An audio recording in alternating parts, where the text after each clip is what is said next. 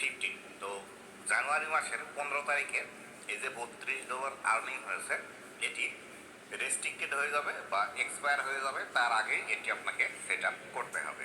বিস্তারিতভাবে আপনাদেরকে দেখিয়ে দিব এবং কিভাবে সঠিক নিয়মে আপনারা সেট আপ করবেন আজকের এই ভিডিওটিতে বিস্তারিতভাবে দেখতে পারবেন। তো বন্ধুরা, আপনি যদি আমার চ্যানেলে প্রথমবার এসে থাকেন, অবশ্যই চ্যানেলটি সাবস্ক্রাইব করে দিয়ে পাশে আসা বেল নোটিফিকেশনটি অন করে দিবেন, যাতে করে ভবিষ্যতেও ফেসবুক রিলেটেড এমন আরও ইনফরমেটিভ কন্টেন্টগুলো আপনারা পেতেই থাকেন।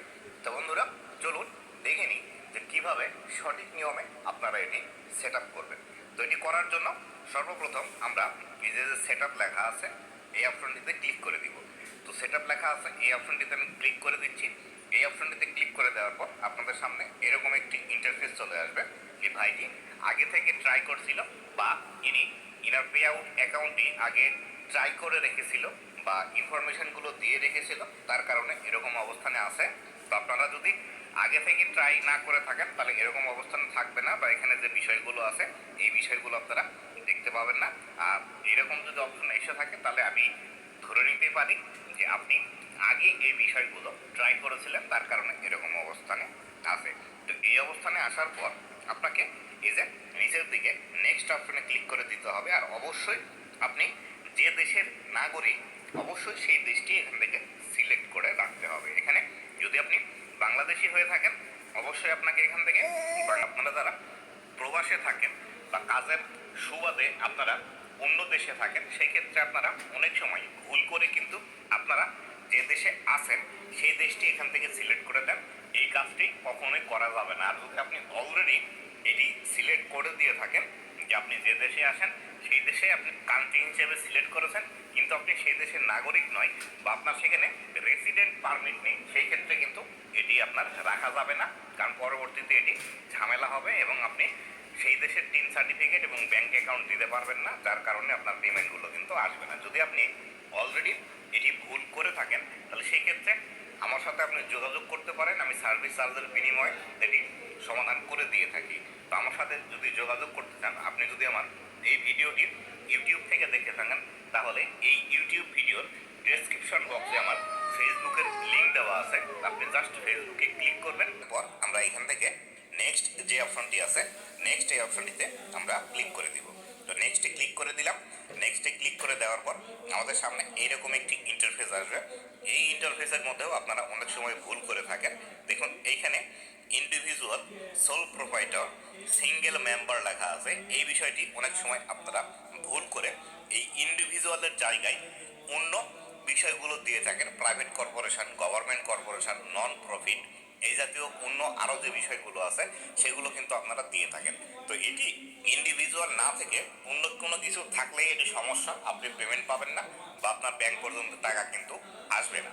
তাই অবশ্যই এই বিষয়টি আপনাকে মাথায় রাখতে হবে এবং ইনশিওর করতে হবে আপনার এটি যাতে ইন্ডিভিজুয়াল থাকে। আর যদি আপনি অলরেডি ভুল করে ফেলেন যে আপনার পে আউটের ইন্ডিভিজুয়ালের জায়গায় private corporation, government corporation, LLC অথবা চ্যারিটি যে কোনো কিছুই দিয়ে থাকেন না কেন অবশ্যই এটি ইন্ডিভিজুয়াল করতে হবে। এবং এই কাজগুলো আমি সার্ভিস চার্জের বিনিময়ে করে থাকি। আমি অলরেডি আপনাদেরকে বলে দিয়েছি কিভাবে আপনি আমার সাথে যোগাযোগ করবেন।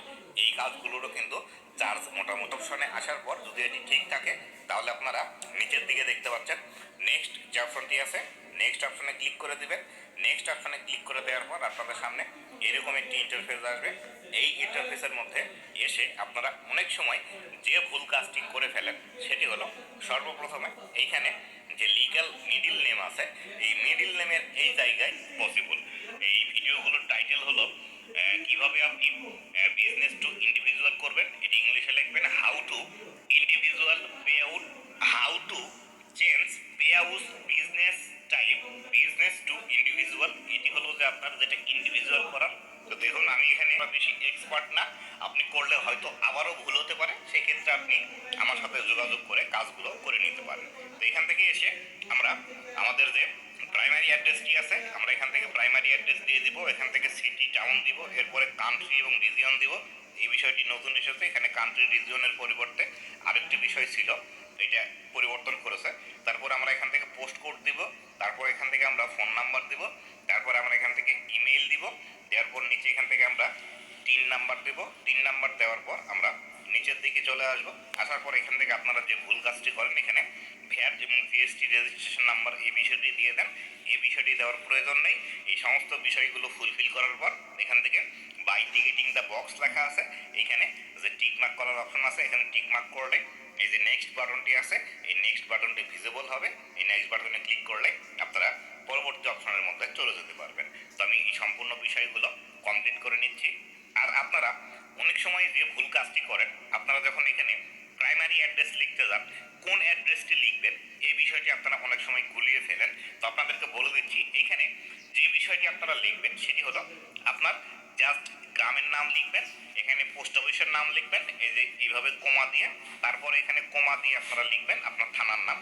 আপনি লিখতে পারেন অথবা না লিখলেও প্রবলেম নেই। তারপরে এখান থেকে আপনাদের সিটি টাউন আছে, সিটি টাউনে আপনাদের এখান থেকে জেলার নাম দিবেন। তবে এখান থেকে জেলার নাম দিলাম।